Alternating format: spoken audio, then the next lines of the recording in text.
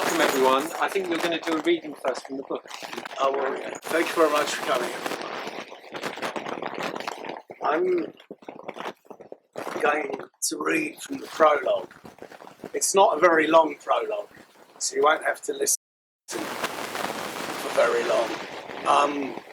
But it introduces you to the voice that the story is told through.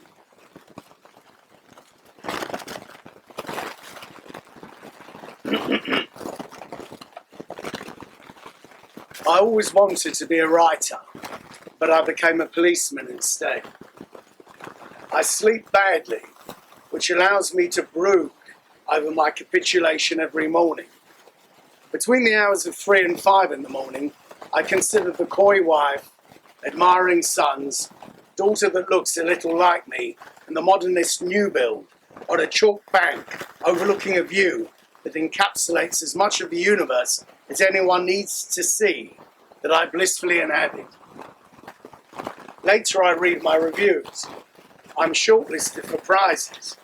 I enjoy healthy sales, and I accept the self-assurance and self-respect, the emotional closure and intellectual finality, the lasting satisfaction and deep sleep that are the gifts of being able to sum up everything perfectly in words. Meanwhile, my baser needs are met in the adulation, temptations, retreats, opportunities and openings that I accept with stoicism as the social return for being so generous with myself. As the morning chorus commences, I welcome the sliver of sleep that lasts only seconds, knowing that my readers will have to wait until I next close my eyes for the literary carousel to turn again.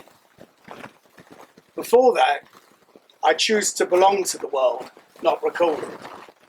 To carefully mind and ration the hell I live in, not share it. To manage and understand truth, not tell it. And revel in the vanity of knowing that I carry my own water and gave nothing up. I wanted to be a writer, but I became a policeman instead.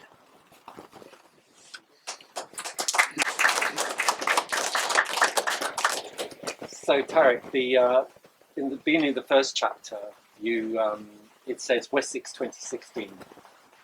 So that definitely fixes the book in the location of Thomas Hardy and the various folk legends, mysteries and domestic disasters, and in the time when at least 2 influential countries were seen by many to have gone off the rails.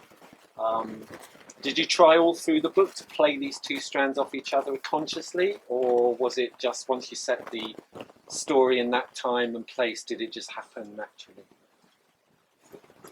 I wanted to write a political book, and I didn't know quite how I was going to approach it.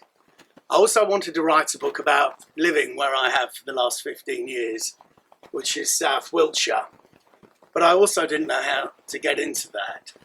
And I wanted to write a book about Transcendence and a police drama. So the timing wasn't as important as my wanting to bring the elements together. But once I realised I was going to bring those elements together, then the timing became important, as I feel like there was a rupture in 2016 and lots of things that had been put off for a very long time, percolating beneath the surface, held away at arm's length and not necessarily confronting us, boiled up and blew up everywhere. And I remember on the night of the Brexit referendum, wandering around our farm, it was very dark outside, and feeling as though there was some almost physical animal force at work that wasn't like ordinary elections or ordinary politics or ordinary life as I knew it, but some sort of collective energy, not necessarily benign, at work.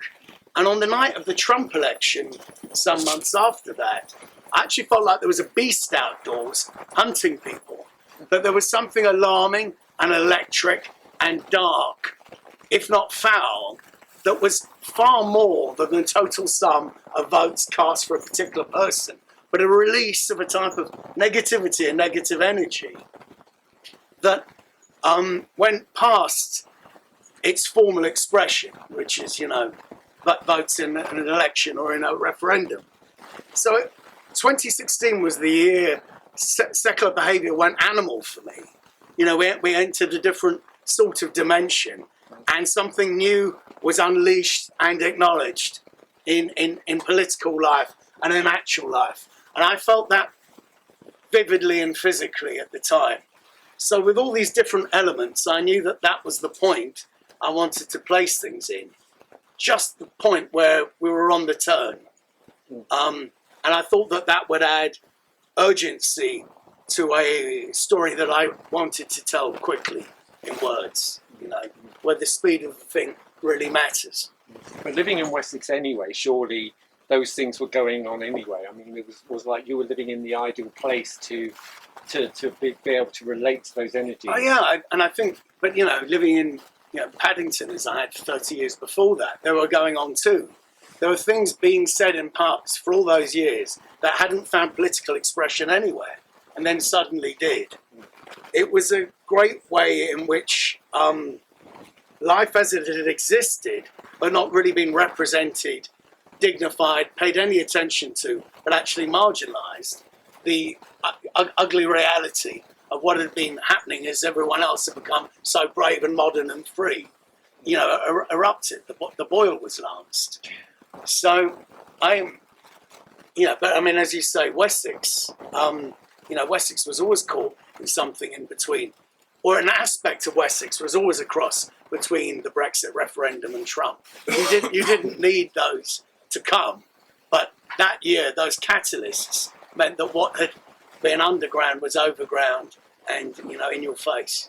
One of the things I thought when I was reading the book again was like, you've ruined Salisbury for me. I always can't ruin Salisbury. Some things lie beyond being able to be spoiled. I always see Salisbury as the spire and the cathedral. I don't actually name Salisbury in this. I think I call it Cathedral City. All right. But I'm not expecting to be offered the keys to that city anytime soon by the mayor, having finished this. Although God knows he probably won't have read it. It was funny because after I'd finished writing the book, a lot of the action occurs along a fictional street that connects the railway station to the main thoroughfare. And as I come off the train, I have to walk along this fictional street. And I wouldn't say I felt guilty or bad, but I thought, have I been a bit hard on you? And within a couple of minutes of walking down this street, I realised that I was not even close to the actual sordid truth. A number of things had already happened. I realised I could have gone a lot further in my fictional treatment. So trust me, I haven't spoiled Salisbury. I've prepared you for Salisbury. Thank you. So are you happy then with the balance between sort of low comedy and like the spiritual lift-off, the police procedural and the cosmic visionary aspect? Because sometimes, I mean, you do succeed in making a lot of ordinary people's lives, like respectfully, but very seedy and very difficult and very challenging. So, as I made a note, one of the phrases, as Grace, the chief copper, says with Bathos, I can't think of anything sadder. At this point, tea can't actually do any harm. Just that sort of thing of like this sort of horror that a cup of tea. Are you asking me am I happy between the balance between the cups of tea, the sordidness, and the spiritual? No, forget uplift. The cups of tea. I mean, just you portray. You're asking me whether I'm happy with my own work, and I can't lie. Yes, I am.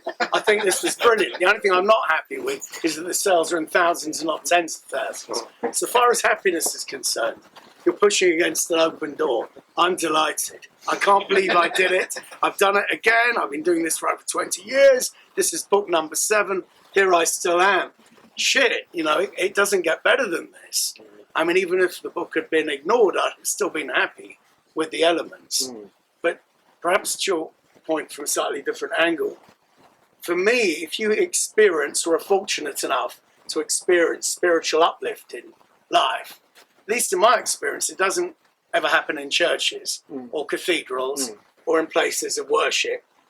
It may not even have happened in here before to me, but it certainly has on the street outside, and on the walk here from where I'm staying in Soho, and on the walk to Waterloo, and from the window of the trains I take, and nearly everywhere, other than those places where you're formally being subjected to some ritual with some spiritual association. So to write about spirituality convincingly, or at least as I understand it, means that I have to situate it in a world of cups of tea, and of sordidness, and of everything else that actually happens in the world.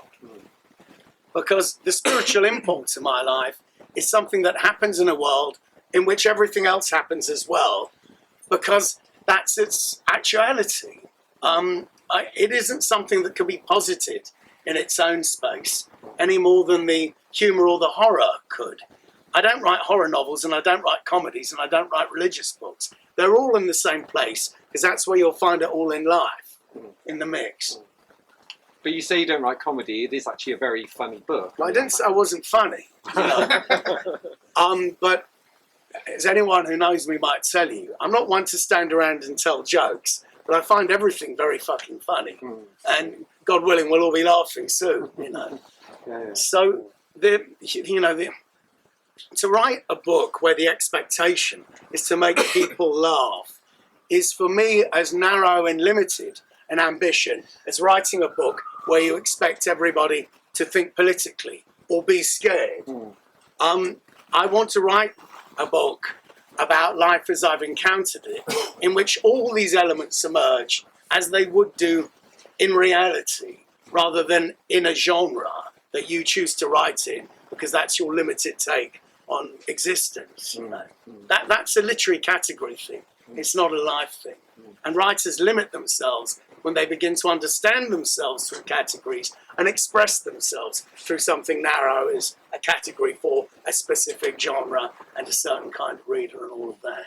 But do you think sometimes you enjoy the comedy so much that maybe, you know, when the time comes to put on a serious face or a transcendent face to do the transcendent bit, do you think sometimes, you know, the comedy, you can't like just rein in the comedy because it's very funny? And if you're saying that, did I need a better editor to stop me getting carried away with the jokes? I remember actually when my editors criticised my second novel because they said this is getting a little bit dusk till dawnish now. You know, the kind of boom boom. The comic conception is so strong that I think it might be drowning out other elements. I hope not, is the answer to that. But I think a sense of humour is more than something that's simply entertaining. I think humour is one of the really deep qualities that you understand and can understand life through. I think one of the last things that will survive of any of us is our ability to laugh. I think after you've run out of intelligent or insightful things to say about your immediate environment and your predicament, you will still find something funny. And the thing you find funny may be deeper than the things you had just previously been talking about that you hope would have some sort of significance. So I think humour is a very important quality through which we understand the world, or at least understand ourselves whilst we're alive in our physical incarnations in the world. So not only do I think it's inseparable from the serious stuff, I think humour is also sometimes the serious stuff. I suppose, yeah, it's just, you know, because I think also as a reader, when you're reading something, you don't want to be like this. But you ask yourself, what am I reading here? Is this supposed to be funny? Am I supposed to be frightened? Am I meant to be thinking deeply about the secrets of the universe? Or is this one of these books where somebody meets someone, the treasure's buried here, and it ends with a car chase? What kind of book is it? And I don't write any of those kinds of books. And there's a danger in that, because if you fall between categories in my line of work, you can end up being nothing, puzzling, weird, consolidate your status as a cult writer, you know, that kind of thing. But do you ever wish you were that kind of more serious writer, or do you know there's nothing you can do about it? I am that serious writer. I fell into that one. No, I am. Yeah. I think if I thought seriously about how I would sum myself up, work on my genre, work on my backstory, work on the angle with which I could be sold to sympathetic press, I wouldn't be writing about occult disappearances in Salisbury. I'd be writing about something I didn't care about, and I wouldn't really be writing well.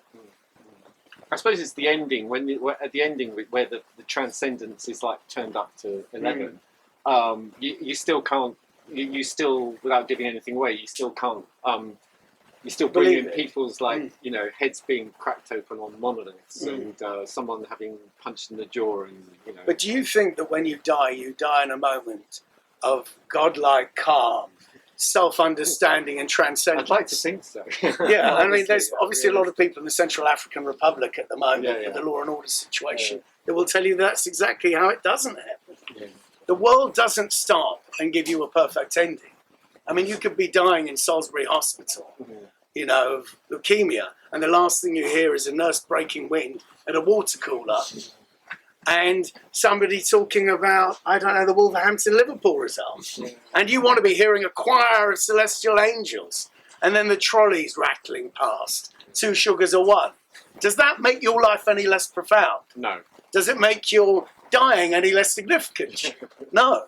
I know, These things happen in the world. It's just the way that the ending is so fantastically knockabout and sort of, like various sort Well, of I suppose if I supernatural was and to human. sum myself up, that mixture between low farce and high aspiration has been a characteristic of most of my novels. I mean, because in the end, so I know in like, I watched your excellent YouTube talk with David Bentley Hart, the theologian and academic. Yeah, it was good. And you talk a lot and very, it was good.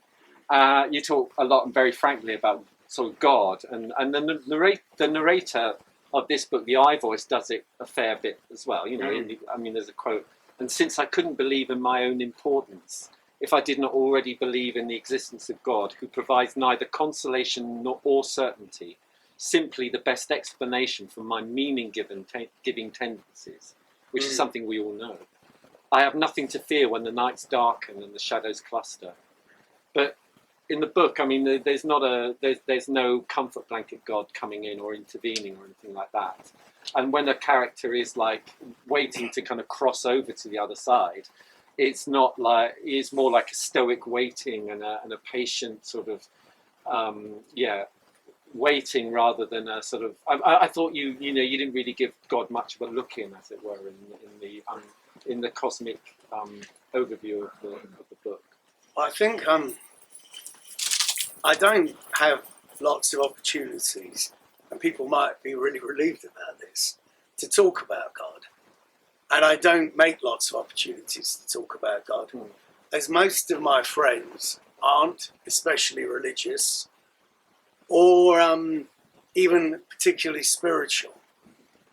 And running a left-wing publishing company that's looking to produce radical and liminal material doesn't invite lots of religious conversations either. And I'm 47 now, and I don't want to die tomorrow without actually having given things that I think are really important no consideration. So I'm kind of forcing the conversation now, whether there's a receptive audience for it or not, where I am. And I'm sure many believers would find my thoughts or thinking on God just as objectionable as secular materialists would. But I think with trying to talk about God, I'm not interested in being very speculative or aligning myself to belief that I'm either following through the leap of faith or through some adherence to orthodoxy to give my shape, my life shape and cohesion. I'm trying to write about God as I understand God and know God. And one of the reasons I think here I am surrounded by the influence of Jung, mushroom magic. I agree with Jung. I don't believe in God. I know he exists. I do so because I believe in my consciousness. I cannot believe I have consciousness. Daily, I experience consciousness as an irreducible miracle, often in a banal and mundane way, but I am shocked that there is this conscious thing, intentional, meaning-giving, adhering to meaning that seems to already exist, that then further adds to this meaning. So I'm looking at God partly through explanatory power. Nothing else makes sense. So in terms of God not being very giving or ethical or comforting, it's because my route to God is through what is already immanent to me. Light, colour, vividity, sound, speech, that speech actually means something, that we have some sense of what meaning even is, and that we might value it, which means that we also understand the value of meaning, or the meaning of value. So it's that kind of stuff that gives me my religious certainty. If I go further than that, and beyond that, and try and explain why I have such a wonderful and easy life, and my children's life will probably, I hope, be even better than mine, but that there are people in the time I have just said that dying now, I can't really. That is a stretch. And I'm not prepared in a novel to get involved in some sort of theological brinksmanship where I am using a concept further than I need to tell the story I want. For this story and for this book, it's enough that God exists in the terms I've just described him. Now, that, for a believer, is a very small part of the story. But I'm not one of those believers. This is what I believe. I suppose the transcendence, when it happens, is kind of, it's kind of... Well, that's where you meet God.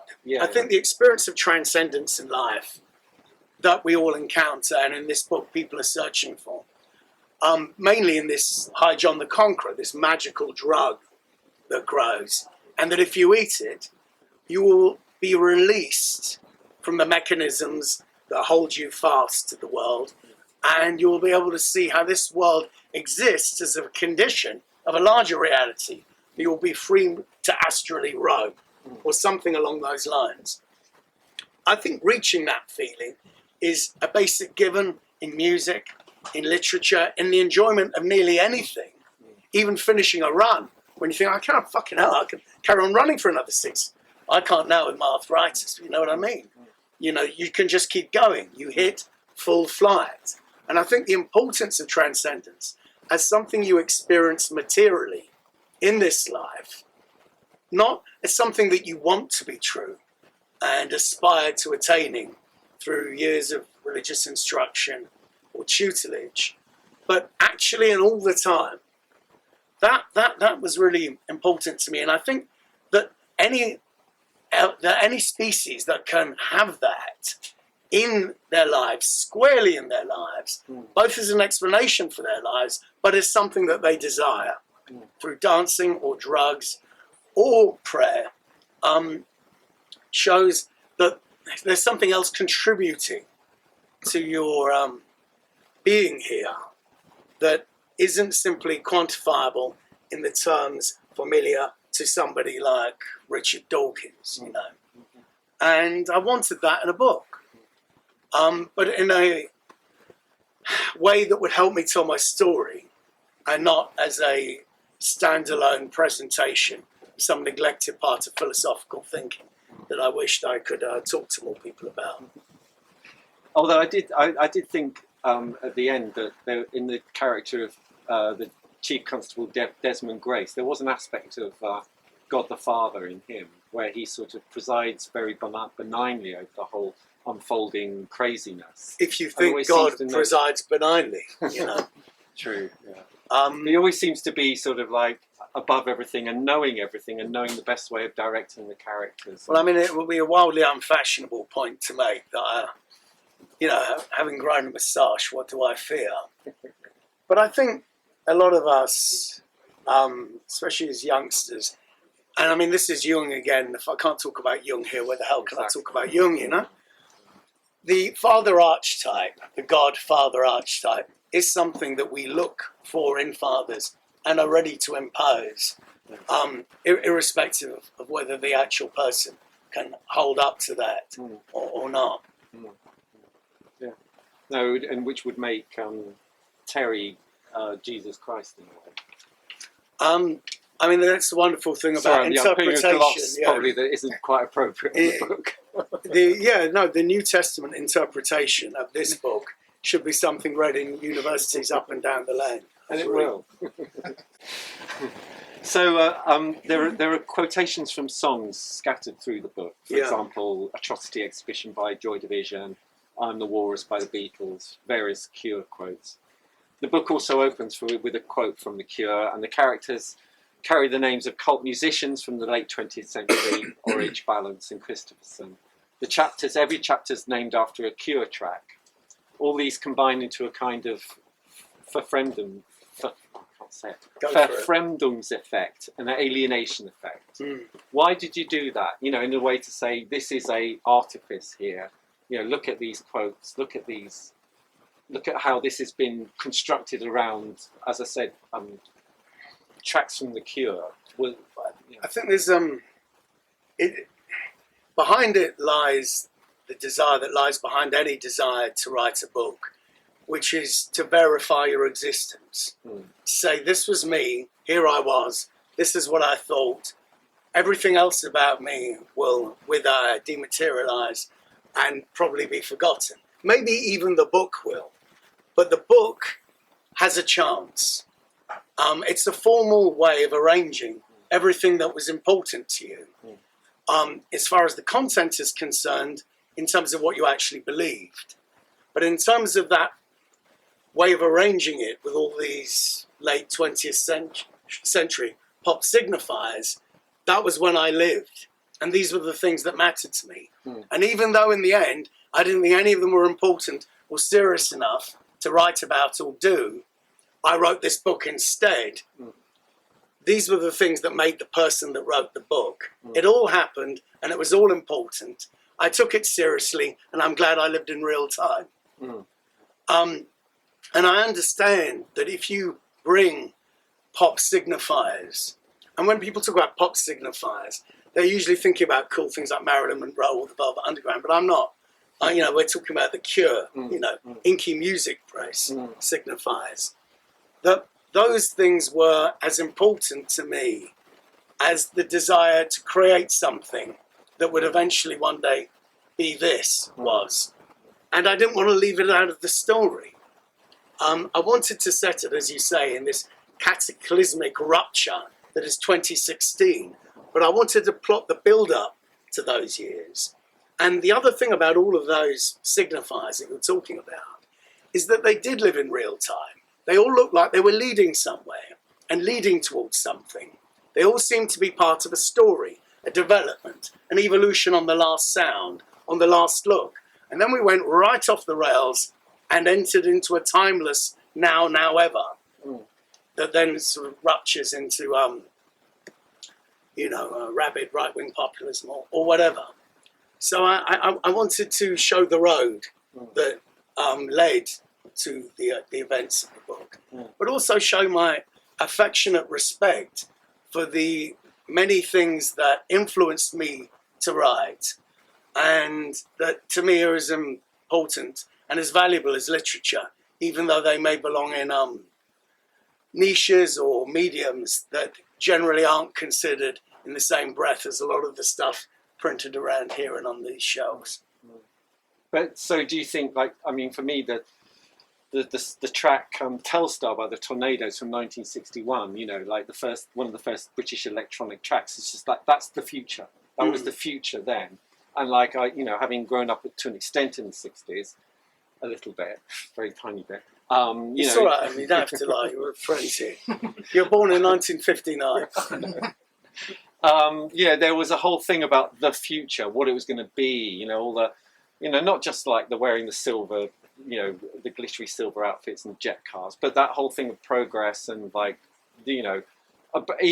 now it feels there's not even a destination. Then they felt there was a destination and we could blow it or not. And now that even the destination, the thing that was the future, has been shattered. Well, I think you're talking about both a belief in human progress and a belief that culture will continue evolving in a way that will facilitate the growth of human progress, so that everything from music and film and fashion is all leading up to something larger, bigger, more encompassing, new, not just newer, but more modern, but more original. And that thinking about the future, that belief that there was something important that might sound a bit like a synthesizer, or might look a bit like a jetpack or an astronaut suit, or anything, but that a as yet unimaginable thing could happen that could make us all more larger, release us from the past, has stopped. It's carried on in technology, but technology isn't much interested in belief. It makes life more convenient, but not more inspiring or more spiritually uplifting. And that belief has stopped to a point where it's nearly naive to still hold to it.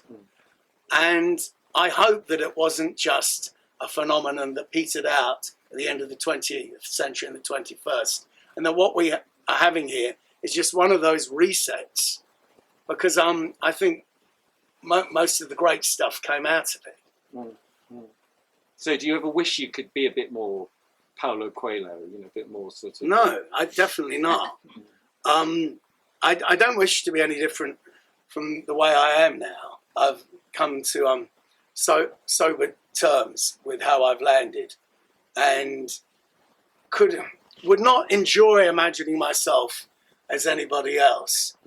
And I'm, also not. It doesn't sit well with me to work hope as a separate sphere. Hope has got to come out of what life is actually like, and not be a deliberate attitude you take towards the world because you want to believe in it. It's got to be life that makes you hopeful. And it's the same thing with romance, of which I think there's a lot in this book.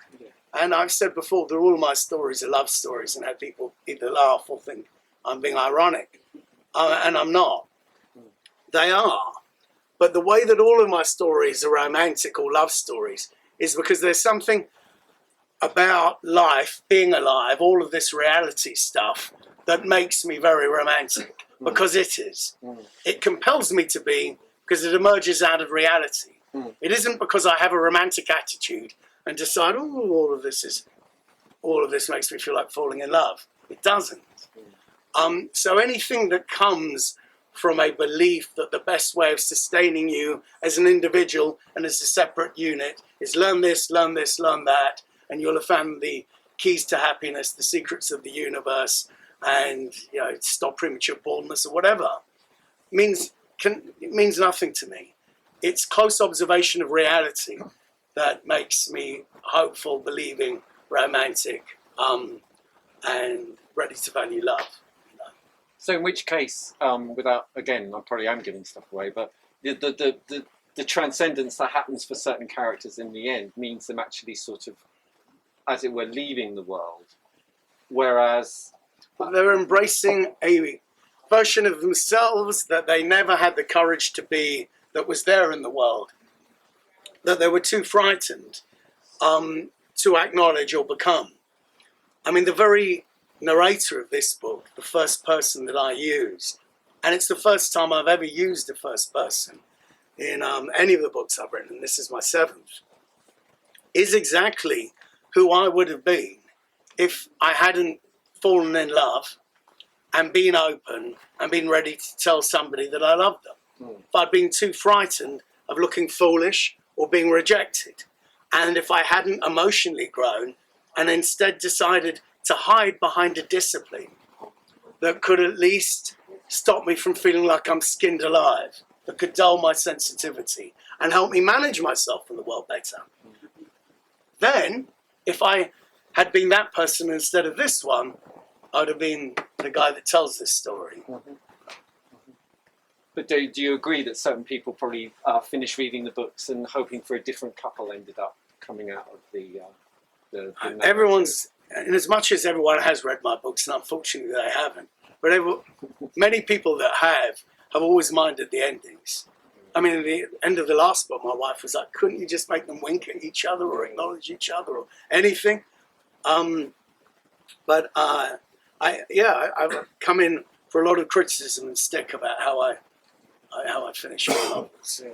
I want these people's end to be important, not consoling. I think in a way it's just because you create characters so well, you kind of, you end up wanting a different outcome. Well, of course, because you, like you do in life, I mean, no one wants to die. It's like, God, I've made such a good life for myself. I'm so comfortable here. I'm enjoying everything so much. Wouldn't it be bloody awful if I actually had to die now, you know? It's not normal, other than for show-offs who want to leave a room with a flourish. Good night, darlings, you know. Most of us just want to carry on staying here and enjoying everything. It's great, you know, indoors and warm. Thank you. I mean, it's a great compliment. I write these characters. I finish the book, I have to leave them. So does the reader. They don't live on in some imaginary life. It finishes and ends with the full stop. Gentleman in the Doctor Who coat over there. I read it, so I thought there were shades and hues of weird fiction, wasn't it? Certainly on the Transcendence.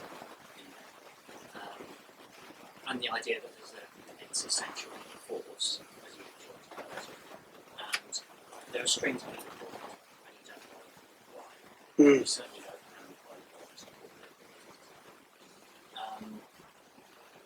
And this idea of not being privy to the greater scheme, it crashes into the thing of the policeman in Big Brother, certainly the detective. Detectives always behind the curve. They always run, they always don't know. That's a detective character. I just wanted to ask you if that was at the front of your mind. Now that you've suggested it, of course it was. Yeah. I'm glad people as intelligent as you read my work. God, it's enough for me to understand the question without repeating the question. That is the way that there seems to be, and correct me if I've misconstrued what you're saying, but is the way that there seems to be a pre-given, fatalistic, near deterministic order to reality and events. How I view the world, and is the fact that I have these detectives in the book always a step behind, an analogy as well as a literal application of the fact that I, with the detectives, are a step behind, knowing that Providence has already made everything the way it was and will always be. Yes, I didn't want to use the R word. Sure, okay. But yes. Well, it did. I've never begun a book as a novel of ideas or looked to communicate an idea self-consciously. But after a while, you notice the patterns emerge. And it did seem to me to be rather like something like that was happening. But, you know, the very idea that none of us have any control over what happens, that everything is fated, asks so many questions that the normal response is to shut the whole thing down and just say, well, if it is, it is, and there's nothing I can do about it, right? And I mean, I feel it all the time. And through such pathetic, ridiculous, and tentative synchronicities and coincidences, I was driving behind this electric car I detest that I bought for my wife. She was driving in front of me. On the back of the car, the mother plate said, Mother. She's the mother of my children. My children are miracles. My wife gave me the feeling that everything in my life was destiny. I'm driving behind the shit electric car in our old Mini. Christ, symbiosis. I mean, by the time I got out of the car, I was like, look, we need to go back to the pub. You know, this is amazing. It was all already there. And yet, every day you carry on as though you have some measure of freedom. And I think there is some measure of freedom, but we have a number of destinies written for us. And at a particular point in the causal chain, you can do things to almost set the kind of causality towards one of them. And we don't have many moments of radical freedom in our lives, 5, 6, 12, 4 if you're unlucky. And often you won't even know whether you have them. But once you're locked into them, there probably isn't much you can do about the direction of travel, except run looking for clues to prepare for what might happen next. And that was something that by the time I was 2/3 through the book, I was thinking of consciously, that was already latent.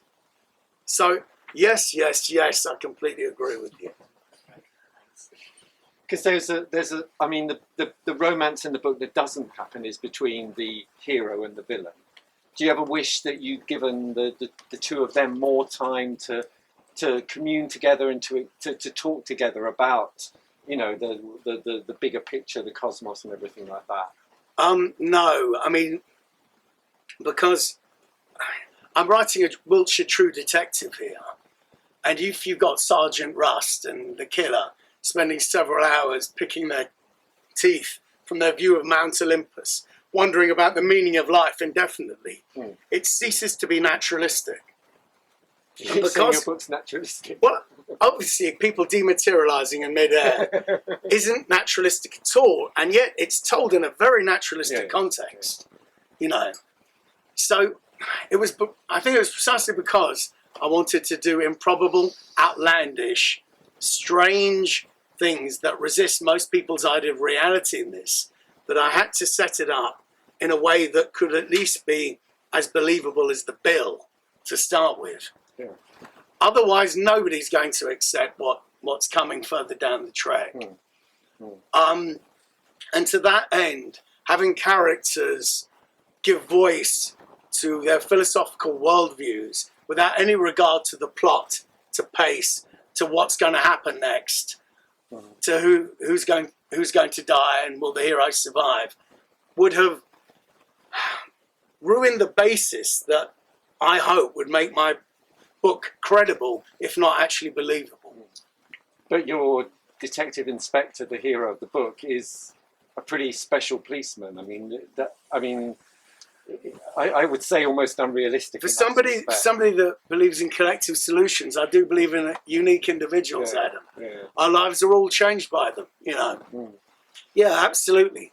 But I couldn't really tell the story through every man, because if your existence was completely socialized, you probably wouldn't be as aware as this person needs to be for the story to move through him.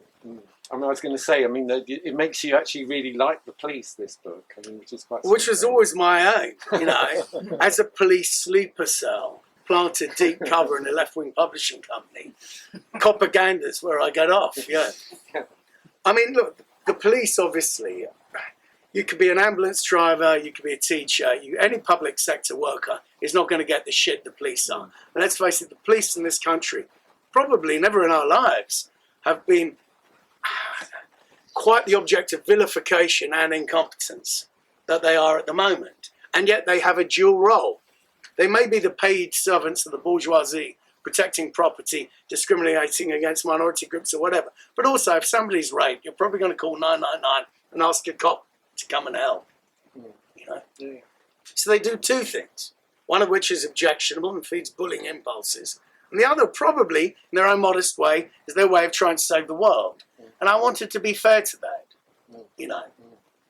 Yeah, many of my early memories of the police are not good. My 13th birthday, I was in Vine Street police station, and yet they amused me. They were all good sports. I got off lightly. But I wanted to write something nuanced. A novel in which, who would expect me to write a book in which the detectives, the fucking heroes, actually driven by a social conscience to see why are these young underclass children vanishing off housing estates. So that was my way in. And I wanted to do that in a way that was undidactic, that the heroes aren't rebels looking for a greater society, but people who've been gulled into thinking this is the best of all worlds, stop thinking about how anything can improve. And then they get their 2016 moment. There's a rupture. Things feel a bit weird, and they begin looking at things anew again. And, we start all over again, but better, hopefully. Any other questions? The final one. Yeah. Oh, yeah. Final one. Better make this good, no pressure. I was wondering about the reaction to the book from people in your local area, your neighbours, maybe people down the pub that you kind of sort of describe so vividly in the book. just wondered what the reaction. That I described so vividly. So you probably died of an overdose last Christmas before last. What has been the local response? Yeah. Well, one of the great things about many of the people that live locally to me, and there's some wonderful exceptions, is that many of them don't read books, and certainly wouldn't read any of mine. Look, I mean, I did the audio of this, right? And they won't even fucking listen to that. So there's a great resistance, not just to turning up on a really cold evening and sort of sit around at something like this, but to, on a really nice evening at home, even read a paragraph. I mean, I've had, if the world press could react to me like Wiltshire press has, I'd be delighted. I was in Salisbury Wiltshire Life magazine talking about what my hopes and dreams were for Christmas. I was in Wessex living, talking about the best place I go for Christmas puddings, and where do I think magic mushrooms are in the New Forest. You know, the Andover Advertiser even had a good word to say. Why? Because I'm writing about where they live. That's enough. They don't want to read what I've written or know any more than that. It's that this guy from London, who's lived here for a while, thinks we're worthy of being immortalised in print. They'll leave it at that, and I'm happy for them to stop there too. Because if a lot of them delve any further, they will be surrounding my property with pitchforks and burning hay bales, trying to smoke me out. Actually, they won't. There won't be a finer tribute to the village I live in than that. I'm doing my wife's reading group in a week, so a lot of local mums will be there. I may know more. But by and large, the people that are reading this book are the rebels, clowns, loners, misfits, left-wing intellectuals, students, local goth, you know, as opposed to the, you know, local farmers and gamekeepers and local copper. Although the head of Dorset CID, I ran the whole thing past and interviewed before I did this. She likes him. But she may not be long for the force, so who knows. And there it is. Thank you very much for coming. Thank you. All right. Thank you. Thank you, Ed. Thank you very much.